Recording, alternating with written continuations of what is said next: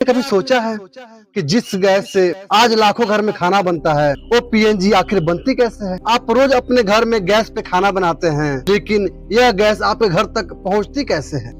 क्या यह भी सिलेंडर की तरह कहीं भर कर किसी जगह से लाई जाती है, या इसके पीछे कोई और तकनीक छुपी हुई है? नमस्कार, राजू की जुबानी यूट्यूब चैनल में आपका स्वागत है। आज के समय में हर चीज स्मार्ट और आसान होती जा रही है, उसी तरह गैस सिस्टम भी बदल रहा है। पहले जहां घरों में एलपीजी सिलेंडर आया करता था, आज वहीं पीएनजी पाइपेड गैस का इस्तेमाल बढ़ता जा रहा है। लेकिन असली सवाल यह है कि आखिर पीएनजी गैस आती कहां से है?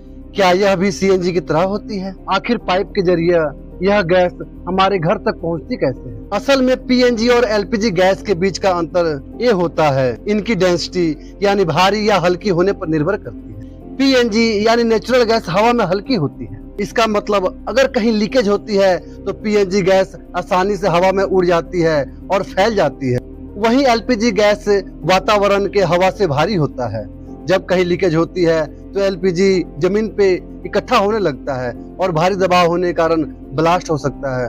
यही वजह है कि पीएनजी से ज्यादा खतरनाक एलपीजी होता है। अगर सेफ्टी के हिसाब से देखा जाए तो एलपीजी से कहीं ज्यादा सुरक्षित पीएनजी गैस है।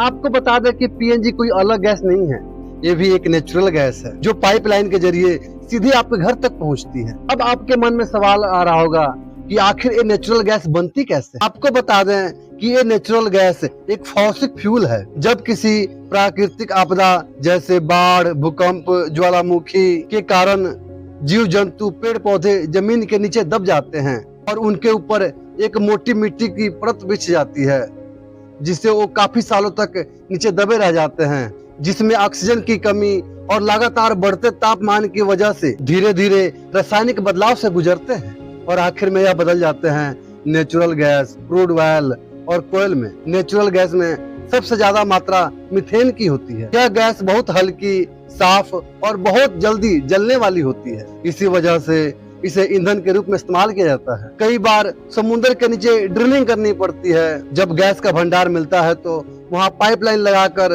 गैस को बाहर निकाला जाता है। जो गैस जमीन से निकलती है वो सीधा इस्तेमाल करने लायक नहीं होती है। इसे कहा जाता है रॉ नेचुरल गैस। इसमें कई तरह की अशुद्धियाँ होती हैं, जैसे पानी की भाप, कार्बन डाइऑक्साइड, हाइड्रोजन सल्फाइड और धूलकण आदि। यहाँ पे एक और सवाल आता है कि अगर हम उस गैस को वैसे ही इस्तेमाल कर दें तो उससे क्या दिक्कत होगी? तो आपको हम बता दें कि वैसे इस्तेमाल करें तो बहुत खतरनाक भी हो सकता है और मशीनों को नुकसान भी पहुंचा सकती है। इसीलिए इसका अगला स्टेप गैस प्रोसेसिंग का होता है। रॉ नेचुरल गैस को एक प्रोसेसिंग प्लांट में भेजा जाता है। सबसे पहले गैस में से पानी की नमी हटाई जाती है, क्योंकि नमी पाइपलाइन में जंग लगा सकती है। उसके बाद कार्बन डाइऑक्साइड और हाइड्रोजन सल्फाइड जैसी जहरीले तत्वों को निकाला जाता है। हाइड्रोजन सल्फाइड खास तौर पर बहुत ही खतरनाक गैस होता है। इसके बाद गैस को और रिफाइन किया जाता है, जिसे मुख्य रूप से सिर्फ मीथेन बच जाए। तब तक यह गैस काफी हद तक शुद्ध हो चुकी होती है। यही गैस आगे चलकर अलग अलग तरीकों से इस्तेमाल होती है। अगर इसे हाई प्रेशर पे कंप्रेस किया जाए तो यह सीएनजी गैस बन जाती है, और इसे पाइपलाइन के जरिए भेजा जाए तो ये पीएनजी गैस बन जाती है। यानी गैस वही, इस्तेमाल करने का तरीका अलग अलग। पीएनजी का डिस्ट्रीब्यूशन यानी वितरण का पूरा सिस्टम एक बहुत बड़ा नेटवर्क पर काम करता है, जिसे कहा जाता है सिटी गैस डिस्ट्रीब्यूशन नेटवर्क। अब हम बात करेंगे कि आखिर पीएनजी गैस आपके घर के किचन तक कैसे पहुंचती है। इस नेटवर्क को भारत की कई कंपनियां संभालती है, जैसे इंद्रप्रस्थ गैस लिमिटेड, महानगर गैस लिमिटेड। अब समझते हैं कि पूरा सिस्टम कैसे काम करता है। सबसे पहले नेचुरल गैस को बड़े बड़े ट्रांसमिशन के जरिए अलग अलग शहरों में भेजा जाता है। यह पाइपलाइन सैकड़ों हजारों किलोमीटर लंबी होती है, जो जमीन के नीचे बिछाई हुई है।